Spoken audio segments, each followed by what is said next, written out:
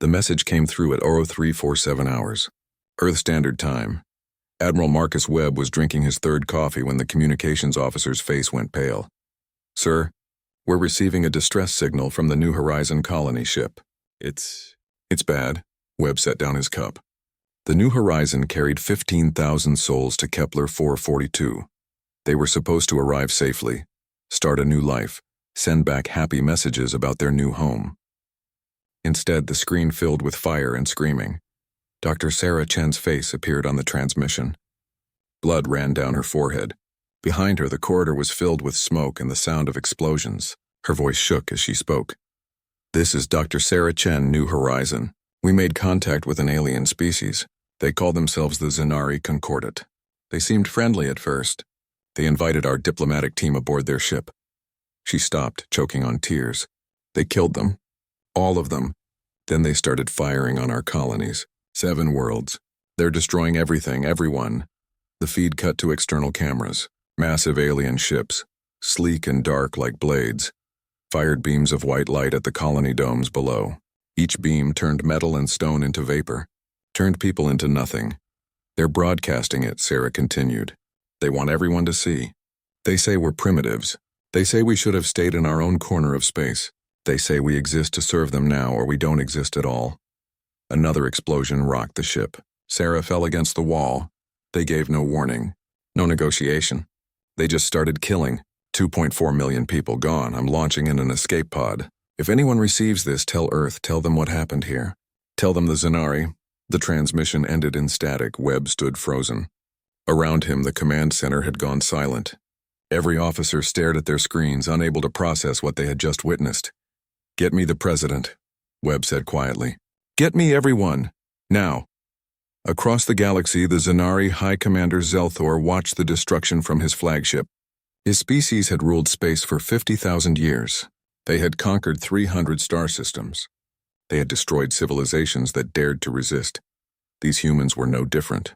Weak, soft creatures who built fragile colonies and spoke of peace. They would learn their place like all the others before them. "Send the message to their homeworld," Zelthor commanded. His voice was smooth, almost pleasant. "Tell them to surrender. They have 1 month to deliver their fleet, their weapons, and their submission. If they refuse, we will do to Earth what we did to their colonies." His second officer hesitated. "Commander, we know little about these humans. Should we not study them first? Understand their—" "I understand them perfectly," Zelthor interrupted. "They are prey. We are predators. This is the natural order." The Zanari broadcast went out across human space. Every colony, every station, every ship received the same message. Images of the destroyed colonies. Images of human bodies floating in space. And then Zelthor's face speaking with absolute certainty. "Humans, you are new to this galaxy. You did not know the rules. Now you do. You belong to the Zanari Concordat. Surrender your military forces. Surrender your governments. Accept your place as servants to a superior species. You have 30 days. If you resist, we will erase Earth from existence just as we erased your colonies." This is not a negotiation. This is fact. The broadcast ended. In homes across human space, families held each other and cried. In military bases, soldiers stood in stunned silence.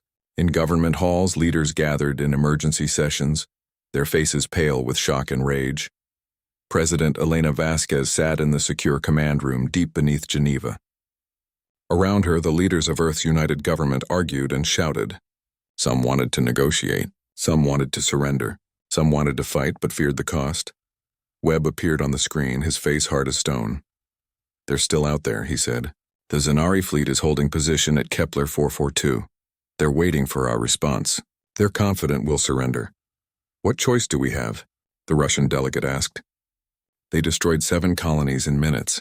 Our fleet isn't prepared for this kind of warfare." "Then we prepare it," Webb replied. Vasquez leaned forward. "Marcus, I need you to be honest. Can we win this?" Webb was quiet for a long moment. "Not with the fleet we have now.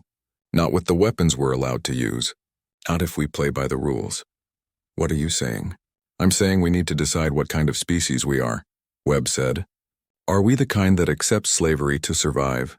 Or are we the kind that fights no matter the cost?" Before anyone could answer, another transmission came through. Sarah Chen's escape pod had reached a listening station. She was alive. But the message she carried was worse than anyone expected. The Zanari hadn't stopped with the first attack. They had returned to the ruins of the colonies. They had found survivors hiding in bunkers and sealed sections. And they had broadcast what they did to those survivors across human networks. The torture, the experiments, the casual cruelty of a species that saw humans as insects. The command room watched in silence. When the transmission ended, Vasquez stood up slowly. "Get me every scientist, every engineer, every military mind we have," she said. Her voice was cold now, empty of everything except purpose. "We're not surrendering. We're not negotiating. We're going to war." Webb nodded once. "What are our rules of engagement?"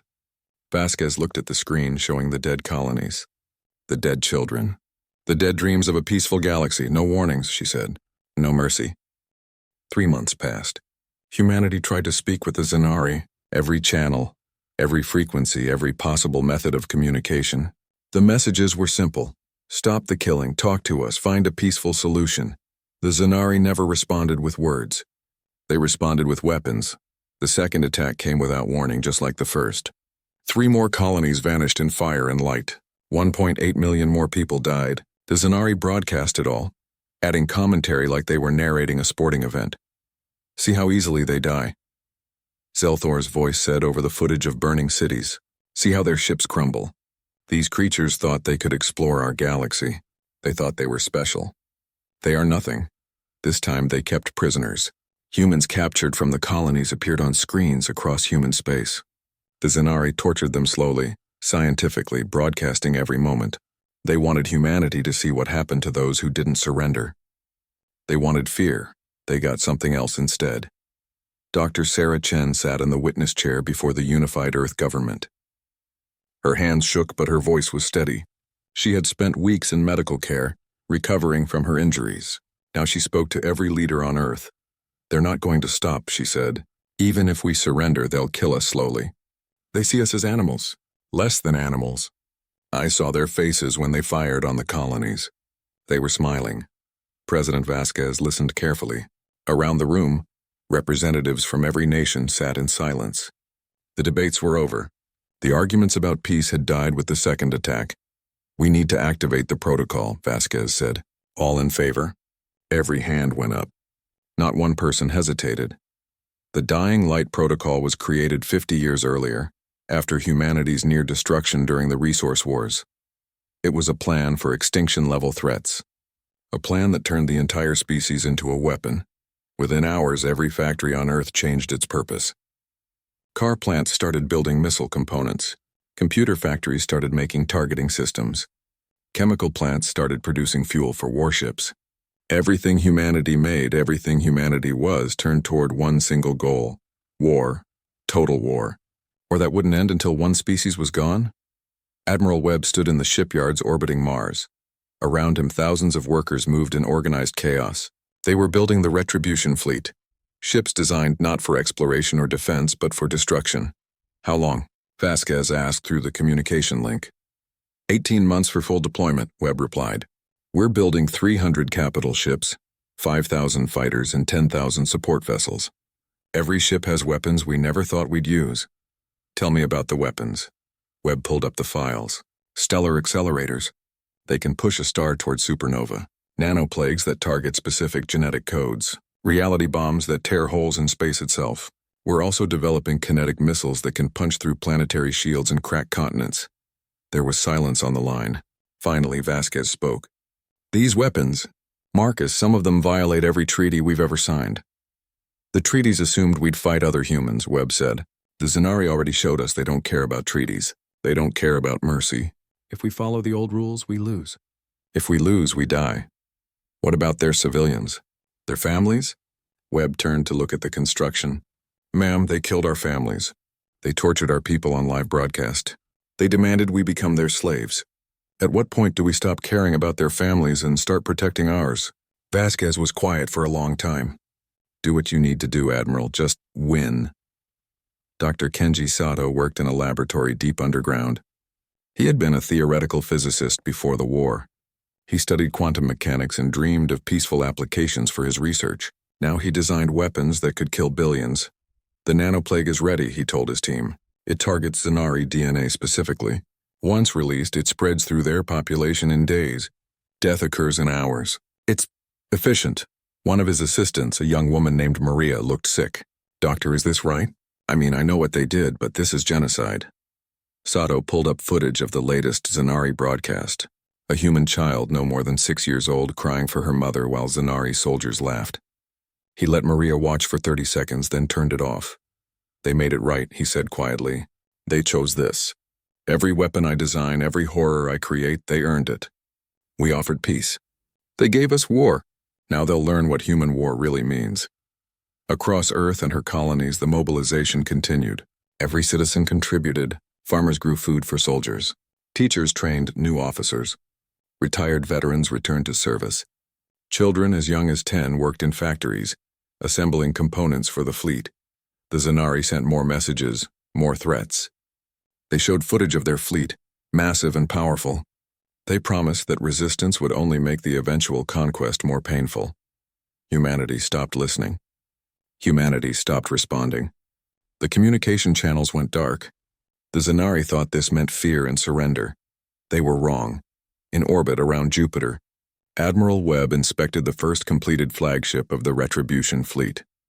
The ship was called Nevermore, and it was twice the size of anything humanity had built before. Its weapons could destroy a city with a single shot. Its armor could withstand direct hits from nuclear weapons, and it was just one of 300. When do we launch?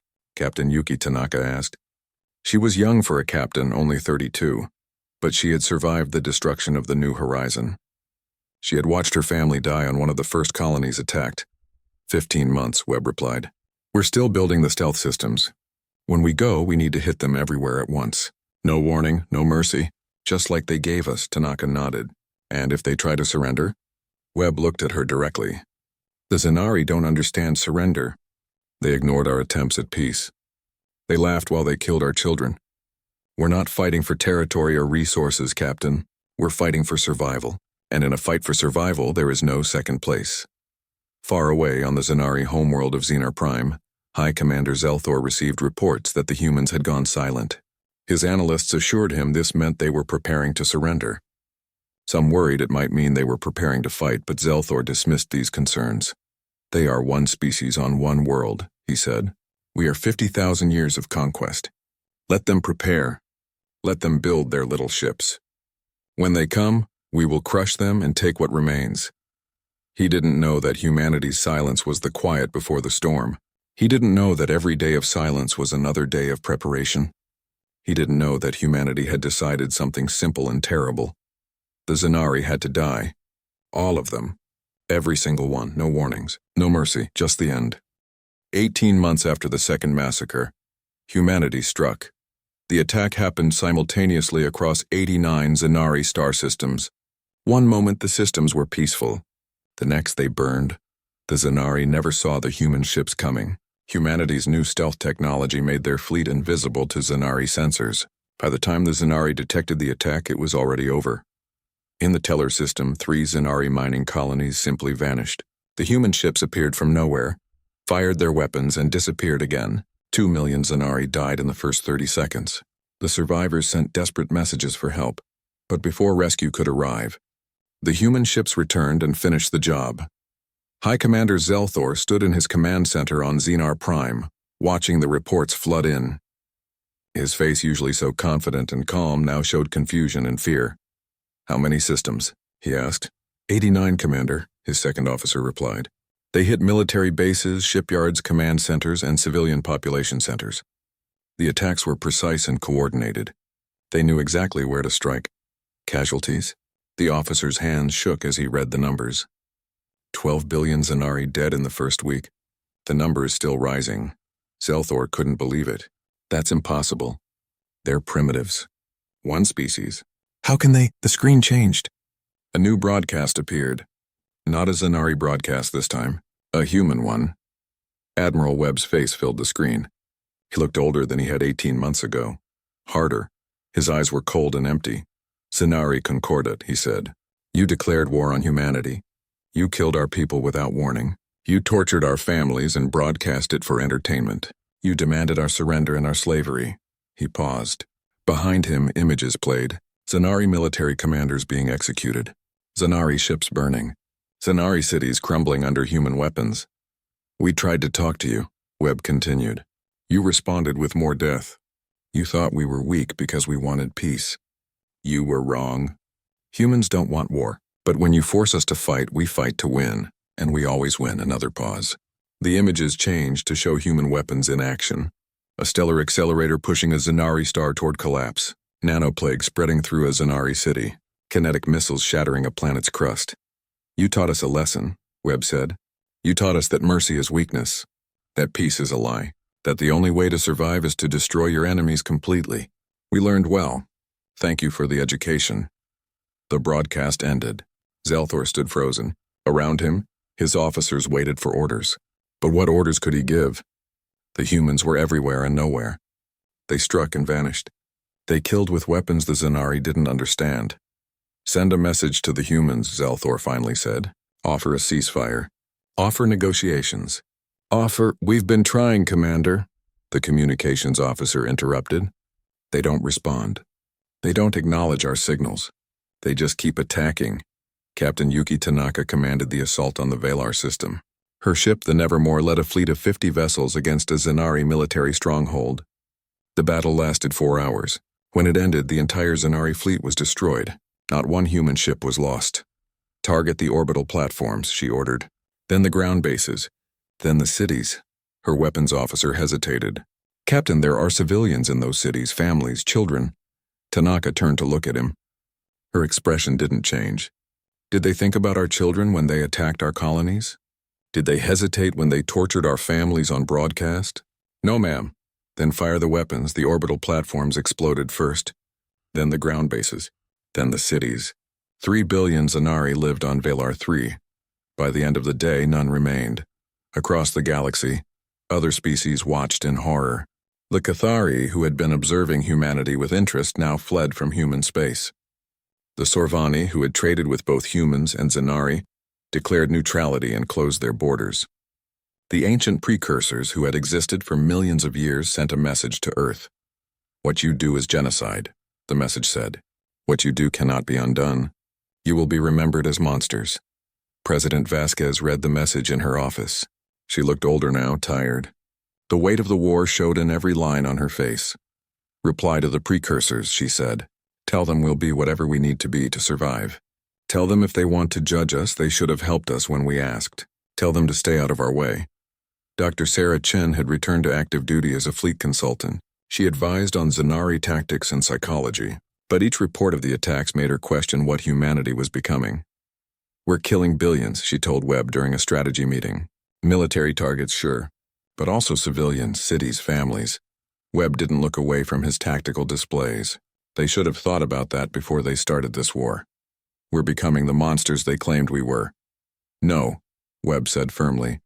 "Monsters kill for pleasure, for sport, for entertainment. We kill for survival. The Zanari gave us 2 choices, die or fight. We chose to fight. Everything that happens now is their fault." Sarah wanted to argue, but she remembered the footage of the colonies. The screaming, the torture, the casual cruelty. "When does it end?" "When they're all gone," Webb replied. "Every single one. That's the only way we're safe." In the Zanari civilian government, Marala tried desperately to stop the war. She was a council member who had opposed the attack on humanity from the beginning. Now she watched her species die and couldn't stop it. "We have to surrender," she told the High Council. "We have to beg for mercy. Give them anything they want."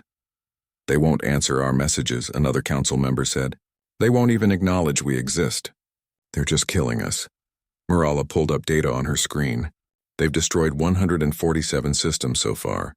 At this rate, we have 6 months before they reach the homeworld. We need to do something. "What can we do?" an older council member asked. "We started this war thinking we were superior. Now we're learning what true superiority looks like. The humans don't negotiate. They don't accept surrender. They just kill." Marella felt tears run down her face. "My children are on Xenar Prime, my grandchildren. They're innocent. They never hurt anyone." "So were the human children we killed," the old council member said quietly. "We just didn't care." Now the humans don't care about ours. This is justice. This is extinction, Marala whispered. Back on Earth, the celebrations had begun. News of each victory spread across human space. People cheered in the streets. They celebrated the destruction of their enemies. They felt safe again, protected by their powerful fleet. But not everyone celebrated. In quiet homes, people watched the casualty numbers and wondered. In churches and temples, people prayed and asked if this was right. In universities, students debated whether survival justified any cost. Dr. Kenji Sato sat alone in his laboratory, looking at the weapons he had created. The nanoplague had killed 8 billion Zanari so far. It was efficient, painless even. But it was still genocide. His assistant Maria had quit last week. She couldn't handle the guilt anymore. Sato understood. He felt it too. But he kept working, kept creating, kept killing, because the alternative was humanity's death. And he would do anything, become anything to prevent that. Even a monster. 6 months after the first human strike, the Retribution fleet arrived at Xenar Prime. The Zanari homeworld was beautiful. 40 billion people lived there in gleaming cities that reached toward the sky. Oceans of crystal blue water reflected 3 moons. Forests older than human civilization covered entire continents. It was the crown jewel of the Zanari Concordat, the heart of a civilization 50,000 years old. Admiral Webb stood on the bridge of the Nevermore, looking at the planet on his screens. Around the homeworld, the last remnants of the Zanari fleet gathered, 3,000 ships, all that remained of their once mighty armada. They formed a defensive sphere around the planet, ready to die protecting their families. "They're sending messages," the communications officer reported. "Multiple channels. All frequencies. What do they say?" Webb asked. "They're begging, sir. High Commander Zelthor himself is offering complete surrender. They'll disarm their entire fleet, give up all their conquered worlds, submit to human authority. They just want us to spare the civilians on the planet below." Webb watched the tactical display. His fleet of 800 ships surrounded the Zanari defenders. "It wouldn't even be a fight." Any response? Captain Tanaka asked from her station. "No response," Webb said. "Prepare to engage." "Sir, request permission to speak freely." Webb turned to look at her. "Granted. Sir, they're surrendering. The war is over. We've won. 40 billion civilians are on that planet. Families, children, people who never hurt anyone. If we attack now, we're not soldiers anymore. We're murderers." Webb's expression didn't change. "Captain, did the Zanari accept our attempts to negotiate?" "No, sir." "Did they spare our civilians when they had the chance?" "No, sir." "Did they show mercy to the prisoners they tortured on broadcast?" Tanaka's voice dropped to a whisper. "No, sir." "Then why should we show them what they never showed us?" Webb returned his attention to the tactical display. "All ships begin the attack. Target the defensive fleet first, then the orbital stations, then the planet." Across the fleet, officers hesitated. Some refused the orders outright. Captain James Morrison of the destroyer Righteous Fury sent a direct message to Webb. "Admiral, I can't do this. I won't do this. There are children down there. Innocent people. If we kill them all, we're no better than the Zanari." "We're worse." Webb's response was cold. "Captain Morrison, you are relieved of command. Security, place him under arrest for mutiny. First officer, you have the ship. Follow orders or join your captain in the brig." On 17 ships, officers were arrested for refusing orders. On 5 ships, entire crews mutinied. The ship Freedom's Call broke formation and moved to defend the Zanari planet. Captain Elena Rodriguez sent a final message to the fleet. "This is wrong," she said. "History will judge us for this. Our children will judge us. We came to destroy monsters, and we became monsters ourselves. I won't be part of it." Webb gave the order. The Freedom's Call was destroyed by her sister ships. All 400 crew members died. The message was clear: obey or die. The battle for Xenar Prime began. The Zanari defenders fought bravely. They knew they couldn't win, but they fought anyway, buying time for evacuation shuttles to launch from the planet below. Every second of resistance was another 1,000 civilians saved. But there was nowhere to run. Human ships blockaded the entire system. Every evacuation shuttle was destroyed before it could escape. The Zanari watched their families die trying to flee and kept fighting. It took 3 hours to destroy the Zanari fleet. When the last ship exploded, the humans turned their weapons on the planet. On Xenar Prime, Marala held her grandchildren close. They were in a shelter deep underground, along with millions of other civilians. They had no weapons, no military value. They were just families trying to survive. "Will the humans stop now?" her granddaughter asked. She was only 7 years old. "Grandmother, will they let us live?" Marilla wanted to say yes. She wanted to promise that humanity would show mercy, that their victory would be enough. But she had watched the war. She had seen what humans did to every other Xenari world. "I don't know, child," she whispered. "I hope so." Above them, Admiral Webb gave the final order. "Deploy the Cascade Protocol." Dr. Kenji Sato had designed the Cascade Protocol as humanity's ultimate weapon. It was a device that would cause a star to go supernova. The explosion would sterilize everything in the system. No ships would escape. No bunkers would survive. Nothing would remain but ash and radiation. "Cascade Protocol activated," the weapons officer reported. "Detonation in 30 minutes. All human ships are moving to safe distance." Webb opened a channel to all the surviving Xenari on the planet below. "This is Admiral Marcus Webb of the Human Retribution Fleet. 20 months ago, your people attacked our colonies without warning. You killed millions of innocents. You tortured our people for entertainment. You demanded our slavery or our extinction. On the planet, millions of Xenari listened. They knew what was coming. We asked for peace," Webb continued. "You gave us war. We offered negotiations. You ignored us. We tried surrender. You laughed. Now you beg for mercy. But mercy is weakness, isn't it? That's what your High Commander Zelthor said. That's what your people believed." Marala held her grandchildren tighter. Around her, people sobbed and prayed. "You taught us that the strong survive and the weak perish," Webb said. "You taught us that mercy is for fools. You taught us that in a fight for survival there are no rules.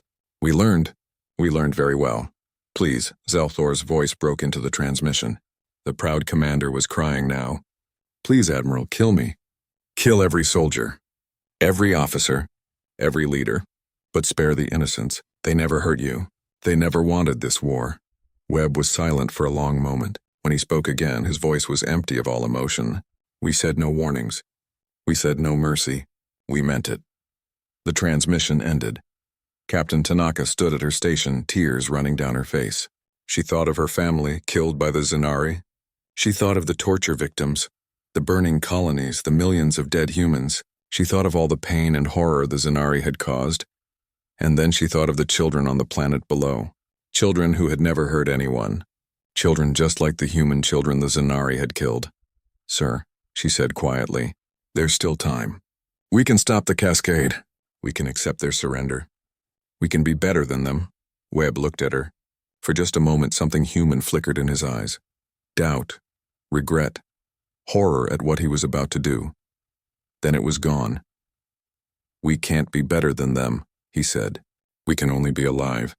And that means they have to be dead. All of them." The star began to collapse. On Xenar Prime, Marella felt the ground shake.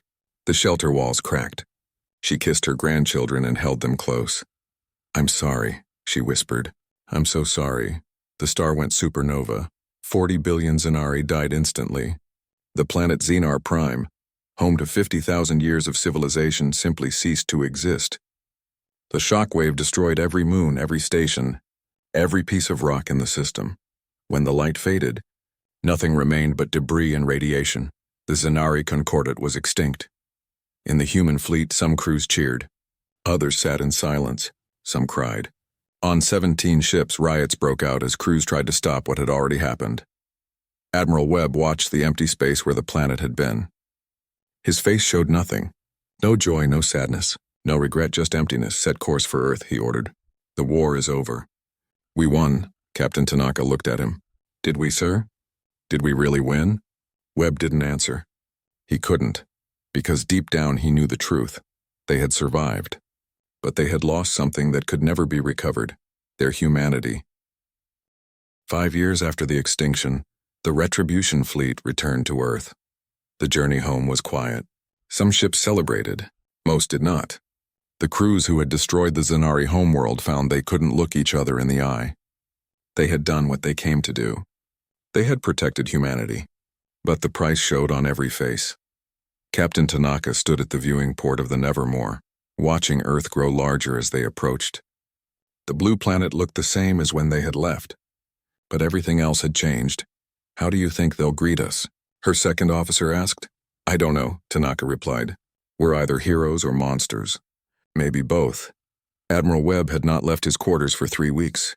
He ate little, slept less. Every time he closed his eyes, he saw the Zenari homeworld dying. 40 billion people turning to ash. He told himself it was necessary. He told himself it was survival. But the nightmares didn't care about necessity. When the fleet reached Earth orbit, the reception was mixed. Some cities held parades, others held protests. People argued in streets and homes about what the fleet had done. Some said they were saviors who had protected humanity from slavery. Others said they were war criminals who had committed genocide. President Vasquez watched the debates from her office. She had aged 20 years and 5. Her hair had gone completely white. She rarely slept. 3 months after the Zenari extinction, she had tried to resign, but no one would accept it. She had made the decision. She had to face the consequences. The trials began 6 months after the fleet's return. The International Tribunal for War Crimes brought charges against Admiral Webb, his senior officers, and President Vasquez herself. The charges were simple: genocide, crimes against humanity, and murder of 40 billion civilians. The trials were broadcast across human space. Everyone watched. Everyone had an opinion. Dr. Sarah Chen testified on the first day. She described the initial Zenari attacks, the deaths of millions, the torture, the cruelty. She showed footage that made people cry and turn away.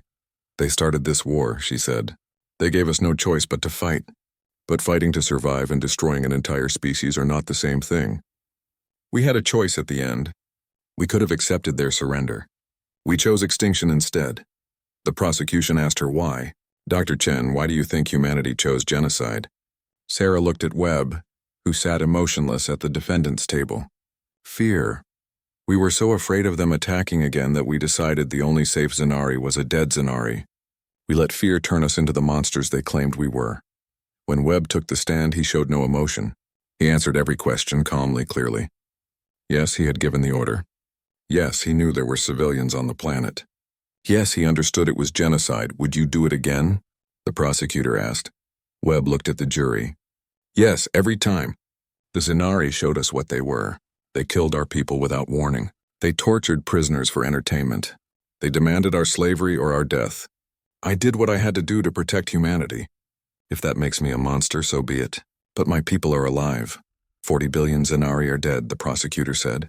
40 billion innocent people who never hurt anyone. 9 million humans are dead, Webb replied. 9 million who were killed for the crime of existing. Tell me, why are Zenari lives worth more than human lives? The prosecutor had no answer. The trial lasted 9 months. In the end, the verdict was complex. Webb was found guilty of genocide. So were 15 senior officers. President Vasquez was found guilty of authorizing crimes against humanity. The sentences were harsh: life in prison, no possibility of parole. But on the streets, humans protested the verdict. Millions said the defendants were heroes, not criminals.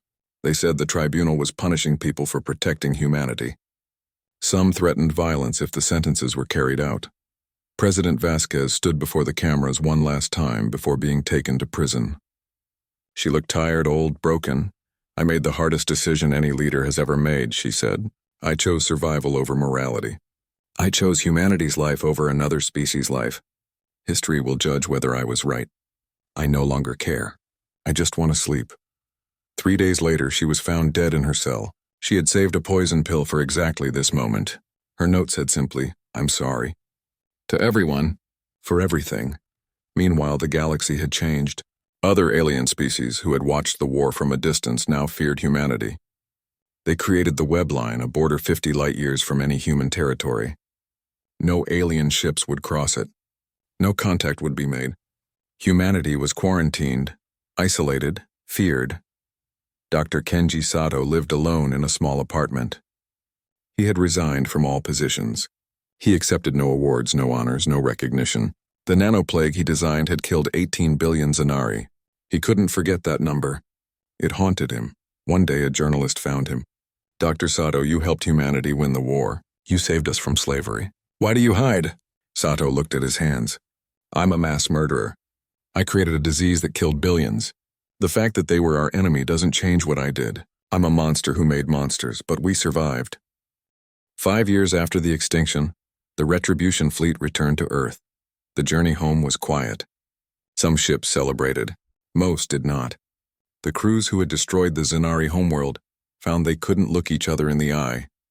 They had done what they came to do. They had protected humanity. But the price showed on every face. Captain Tanaka stood at the viewing port of the Nevermore, watching Earth grow larger as they approached. The blue planet looked the same as when they had left, but everything else had changed. How do you think they'll greet us? Her second officer asked. I don't know, Tanaka replied. We're either heroes or monsters. Maybe both. Admiral Webb had not left his quarters for 3 weeks. He ate little, slept less. Every time he closed his eyes, he saw the Zanari homeworld dying, 40 billion people turning to ash. He told himself it was necessary. He told himself it was survival. But the nightmares didn't care about necessity. When the fleet reached Earth orbit, the reception was mixed. Some cities held parades, others held protests. People argued in streets and homes about what the fleet had done. Some said they were saviors who had protected humanity from slavery. Others said they were war criminals who had committed genocide. President Vasquez watched the debates from her office. She had aged 20 years and 5. Her hair had gone completely white. She rarely slept. 3 months after the Zanari extinction, she had tried to resign, but no one would accept it. She had made the decision. She had to face the consequences. The trials began 6 months after the fleet's return. The International Tribunal for War Crimes brought charges against Admiral Webb, his senior officers, and President Vasquez herself. The charges were simple: genocide, crimes against humanity, and murder of 40 billion civilians.